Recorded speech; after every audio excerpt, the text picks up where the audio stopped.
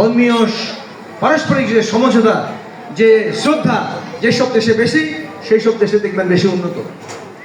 তাহলে আমরা বাংলাদেশে সেটা করতে চাই।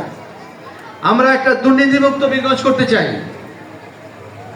আমরা চাই বীরগঞ্জে একটা সুশাসন, ন্যায় বিচার, যেন হিন্দু ভাইয়েরা সংখ্যা লঘিষ্ঠ আর মুসলমানেরা সংখ্যা গুরু, এই জন্য যেন কেউ কোনো মুসলমান ভাই কোনো হিন্দু ভাইয়ের উপরে প্রভাব বিস্তার করতে না পারে।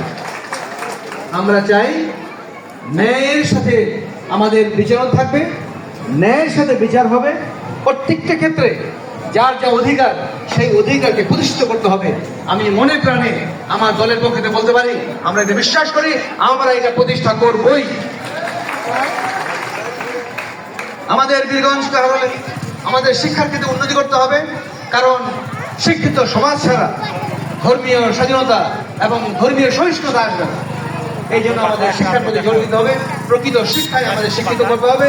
এই জন্য অতীতে যে ভুলভ্রান্তি আছে সেখান থেকে বেরিয়ে এসে আমরা বীরগঞ্জ কাহারোলে একটা নতুন শিক্ষা ব্যবস্থা, নতুন একটা পদ্ধতি, যাতে আমরা শিশু থেকেই